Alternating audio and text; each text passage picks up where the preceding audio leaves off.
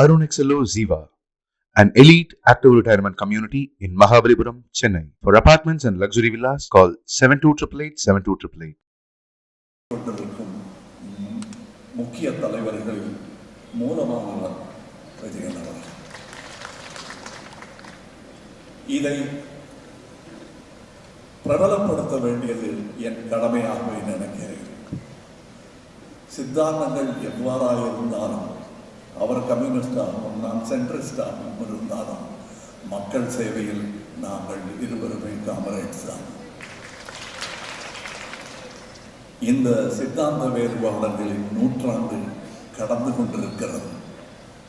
மக்கள் தான் நம் சித்தாந்தம் என்று மாறும் காலம் நெருங்கிக் கொண்டிருக்கிறது.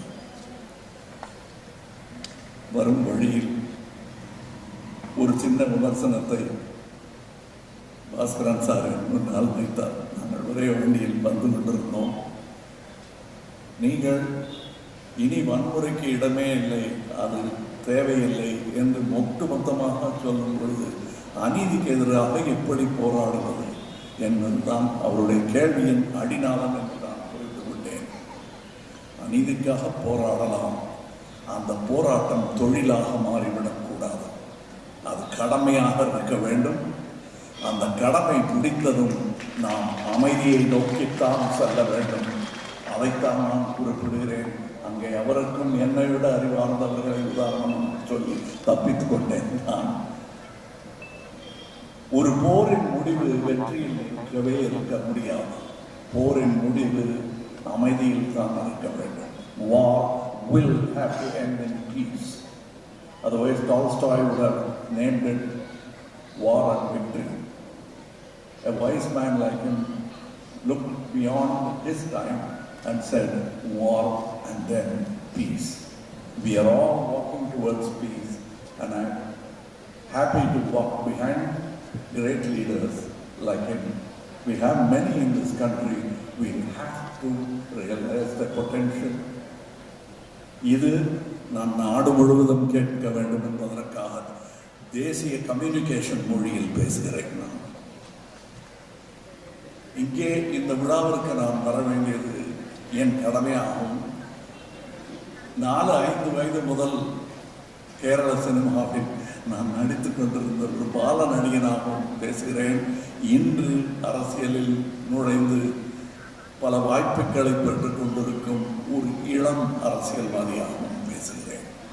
இப்படிப்பட்ட தலைவர்களை நாம் போற்றி, விமர்சனங்களுக்கு அஞ்சாதவர்கள், அதற்கு நேர்மையான பதிலை கொடுக்க தெரிந்தவர்களுக்கு நாம் விமர்சனத்தோடு கூடி அவர்கள் செய்தவற்றுக்கான பாராட்டையும் கொடுக்கவில்லை என்றால் அவர்கள் துவண்டு விடுவார்களோ என்ற பயம் எனக்கு இருக்கிறது.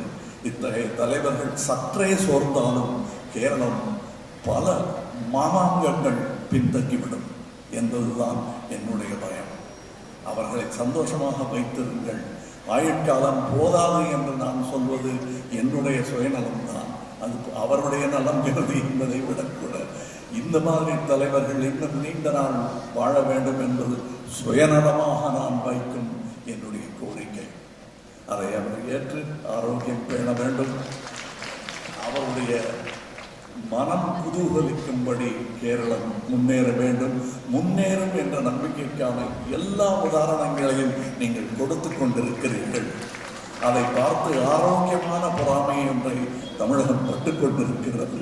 நாங்களும் அங்கே வருவோம், வந்தே சேர்ந்தாக வேண்டும் என்பது எங்களுக்கு புரிகிறது. நான் இங்கே கோவிட் என்ற தொற்று இருக்கும் பொழுது இங்கே கேரளத்தில் நடந்த விஷயங்களை பாராட்டி கொண்டிருந்த போது அந்த பாராட்டை பெற்றுக்கொண்டு அந்த டீச்சர் எனக்கு பாடம் எடுத்தார். உங்கள் ஊரில் இதைவிட பெரிய வசதிகள் இருக்கின்றன, வசதி இல்லாத ஊரில் செய்தது வேண்டுமானால் பெருமையாக இருக்கலாம், உங்கள் ஊரில் நிறைய வசதி இருக்கின்றது என்று பாராட்டையும் விமர்சனத்தையும் ஒரே பொதியில் கட்டி எனக்கு கொடுத்தார்கள். அதை நாங்கள் புரிந்து கொண்டிருக்கிறோம். அதற்கான முயற்சிகளை அங்கே எடுத்துக்கொண்டிருக்கிறோம். நாம் அனைவரும் சகோதரர்கள் என்பதை புரிய வேண்டும், நமக்கு புரிய வேண்டும். முதலில் இதற்கு பெயர் வைக்கப்பட்ட போது brothers of the world unite என்று தான் பெயரிட நினைத்தார்கள். அது ஏதோ ஒரு சமயத்தை சார்ந்த சொல்லாக விடுமோ என்பதற்காக நீண்ட நாள் 1000 வருடமானாலும் அழியாத ஒரு சொற்றொடரை கண்ட கார்ல் மார்க்ஸ் அவர்களுக்கு நன்றி. Workers of the world unite என்று சொன்னார்கள். நாம் அனைவருமே ஒர்க்கர்ஸ் தான். அதில் தலைமை லேபரர் இஸ் அவர் காம்ரேட் பினராயி விஜயன் அவர்கள் பிறந்த நாளை கேக்கு வெட்டி மட்டும்தான் கொண்டாடவில்லை. இடையூறாக இருக்கும் எதையும் வெட்டுவதற்கு நான் உங்களுடன் நிற்பேன் என்பதை நான் சொல்லிக்கொண்டு இந்த பிறந்த நாளை என்னை அழைத்ததற்கு என் மனம் இனிக்கிறது. நீங்கள் கொடுத்த அந்த கேக்கில் நாமும் இனிக்கிறது. நன்றி. வாழ்க நாம், வாழ்க நீர், வாழ்க நாம் அனைவரும். யாதும் ஊரே யாவரும் கேளு, നീങ്ങളും കേളു, നാങ്ങൾ നിങ്ങൾ. ഒരു വിശദമായ പ്രസംഗത്തിലേക്കൊന്നും ഞാനിപ്പോൾ കടക്കുന്നില്ല. ആദ്യമായും ശ്രീ കമൽഹാസനെ നമുക്ക് സ്വാഗതം ചെയ്യാം. കേരളത്തിൻ്റെ മനസ്സിൽ, കേരളീയരുടെ ആകെ ഹൃദയത്തിൽ എന്നെ സ്ഥിരതാമസക്കാരനാക്കിയ ചലച്ചിത്ര വ്യക്തിത്വമാണ് കമൽഹാസൻ. അതുകൊണ്ട് തന്നെ ഇദ്ദേഹത്തെ സ്വാഗതം ചെയ്യുക എന്നത് കേവലമായ ഒരു ഔപചാരിക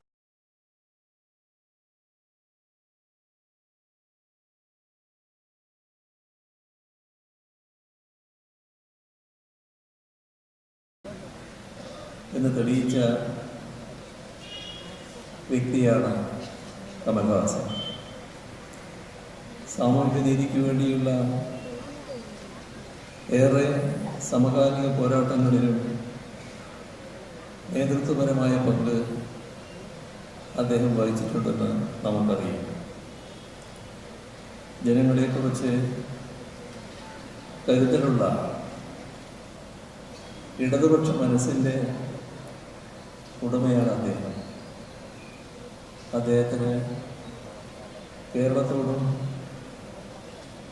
നമ്മുടെ സർക്കാരിനോടും ഉള്ള പ്രത്യേകമായ സ്നേഹവായ്പ എല്ലാവർക്കും അറിയാവുന്നതാണ്. തെക്കേ ഇന്ത്യൻ ചലച്ചിത്ര ലോകത്ത് നൽകിയ ഈ അഭിമാന പ്രതിഭയെ വീണ്ടും സന്തോഷപൂർവ്വം സ്വാഗതം ചെയ്യട്ടെ.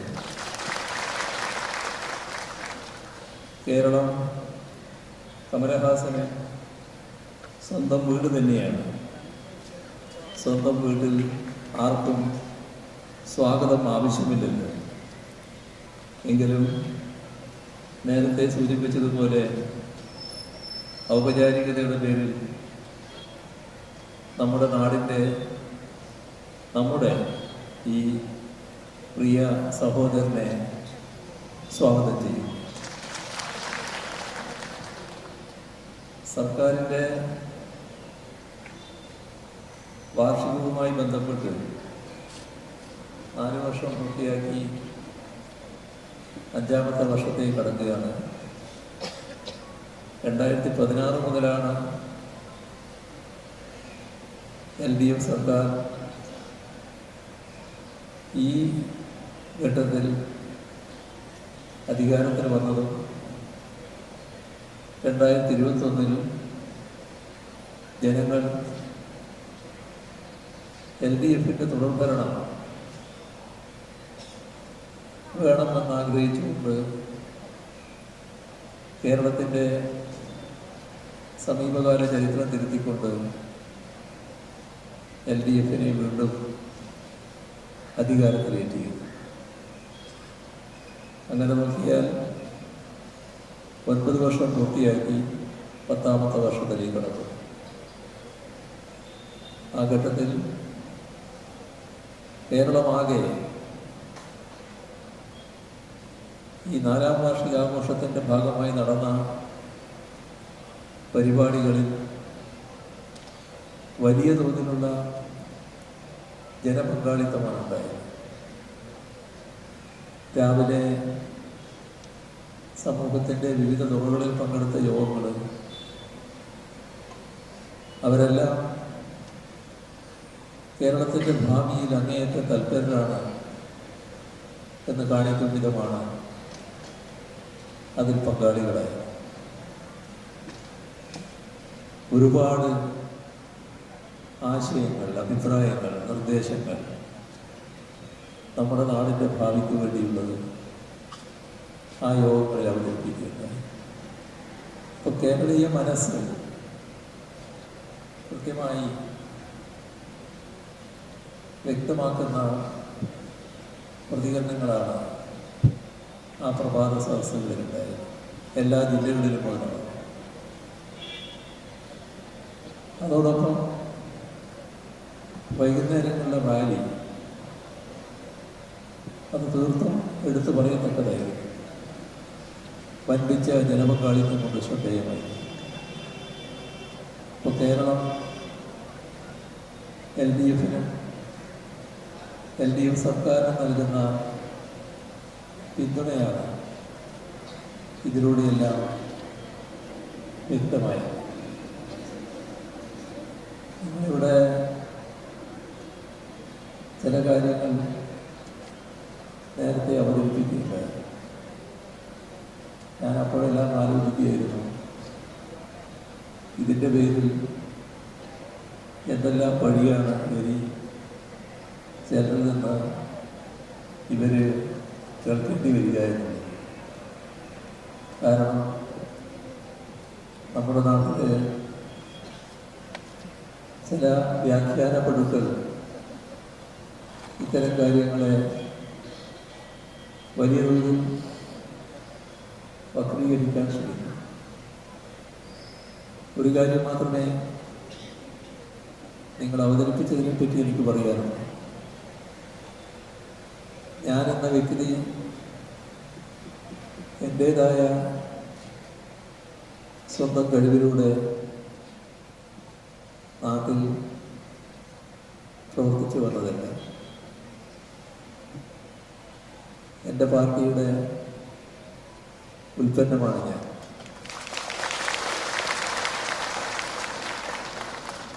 പാർട്ടി വിവിധ ഘട്ടങ്ങളിലൂടെ കടന്നു വന്നിട്ടുണ്ട്. എൻ്റെ ജീവിതകാലത്ത് പ്രവർത്തിക്കാൻ ശേഷി വന്നതോടുകൂടി ആ എല്ലാ ഘട്ടങ്ങളിലും പാർട്ടി എന്താണോ ആ ഘട്ടത്തിൽ ആഗ്രഹിക്കുന്നത് അതിൻ്റെ കൂടെ നിൽക്കാനും അതിനോടൊപ്പം നിന്ന് പ്രവർത്തിക്കാനും എനിക്ക് കഴിഞ്ഞിട്ടുണ്ട് എന്ന ചാരിതാർത്ഥ്യം എനിക്കുണ്ട്. ഇവിടെ മറ്റു കൂടുതൽ കാര്യങ്ങളിലേക്കൊന്നും ഇപ്പം ഞാൻ കടക്കുന്നില്ല. നിങ്ങൾ പറഞ്ഞിട്ടുള്ള കാര്യങ്ങളിൽ ഒരു കാര്യം അത് ചെറിയൊരു തിരുത്ത് വേണ്ടതാണെന്ന് തോന്നുകയാണ്. മറ്റു കാര്യങ്ങളല്ല. എൻ്റെ അമ്മയെക്കുറിച്ച് അതിൽ പറഞ്ഞിട്ടുണ്ട്. അമ്മ ആലക്കാട്ട് കല്യാണിയാണ്, അങ്ങനെയല്ല അതിൽ പറഞ്ഞത്. അപ്പോൾ അത് അമ്മയോട് ചെയ്യുന്ന നീതികേടായിട്ട് അത് സാധാരണഗതിയിൽ അറിയാവുന്ന കുറേ ആളുകളുണ്ടാവുമല്ലോ. അപ്പോൾ അവർ അതെല്ലാവരും ഒന്ന് ചിന്തിക്കുകയും ചെയ്യും. അപ്പോൾ ആലക്കാട്ട് കല്യാണി എന്നത് ആണ് ശരിക്കുള്ള പേര്. ഏതായാലും മറ്റു കാര്യങ്ങളിലേക്കൊന്നും ഇപ്പോൾ ഞാൻ കടക്കുന്നില്ല. നിങ്ങൾ പ്രകടിപ്പിച്ച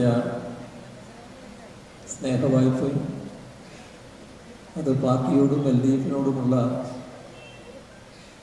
സ്നേഹവും പിന്തുണയുമാണ് എന്നെനിക്കറിയാം. പാർട്ടിയുടെയും LDFിൻ്റെയും ശത്രുക്കൾ പാർട്ടിയെയും LDFിനെയും ആക്രമിക്കുമ്പോൾ ഇപ്പോൾ നമ്മളെല്ലാം കാണുന്നുണ്ട്. അതിൻ്റെയെല്ലാം പ്രതീകമായി നിൽക്കുന്ന എൻ്റെ നേരെ വ്യക്തിപരമായി ആക്രമണങ്ങൾ വരാറുണ്ട്. ആക്രമണങ്ങൾ വ്യക്തി എന്ന നിലക്ക് വരുന്നതായിട്ടല്ല എനിക്ക് തോന്നിയിട്ടുള്ളത്. പാർട്ടിയുടെ വക്താവായിരിക്കുമ്പോൾ പാർട്ടിയുടെ വക്താവ് എന്ന നിലക്ക് പാർട്ടിയുടെ നേരെ വരേണ്ട ആക്രമണം, LDFിൻ്റെ പ്രതിനിധിയായിരിക്കുമ്പോൾ LDFിന് നേരെ വരുന്ന ആക്രമണം അതിൻ്റെ പ്രതിനിധിയുടെ നേരെ വരും. ആ നിലക്ക് മാത്രമേ അത്തരം കാര്യങ്ങളെ ഞാൻ കണ്ടിട്ടുള്ളൂ. നിങ്ങൾ പറഞ്ഞ കാര്യങ്ങളും ആ നിലക്ക് തന്നെ ഞാൻ കാണുകയാണ്. പാർട്ടിയോടും LDFിനോടുമുള്ള നിങ്ങളുടെ കൂറും പ്രതിബദ്ധതയും പിന്തുണയും അതിൻ്റെ പ്രതീകമായ എന്നെ മുൻനിർത്തിക്കൊണ്ട് വരച്ചു കാട്ടി എന്ന് മാത്രമേ ഉള്ളൂ എന്നാണ് ഞാൻ കാണുന്നത്. ഏതായാലും ഞാൻ ആദ്യം പറഞ്ഞതുപോലെ മറ്റു കൂടുതൽ കാര്യങ്ങളിലേക്ക് കടക്കുന്നില്ല. നവകേരളം എന്നത് ഏതോ ഒരു കാലത്ത് നടക്കേണ്ട ഒരു കാര്യം എന്ന നിലക്കല്ല നമ്മൾ കാണുന്നത്.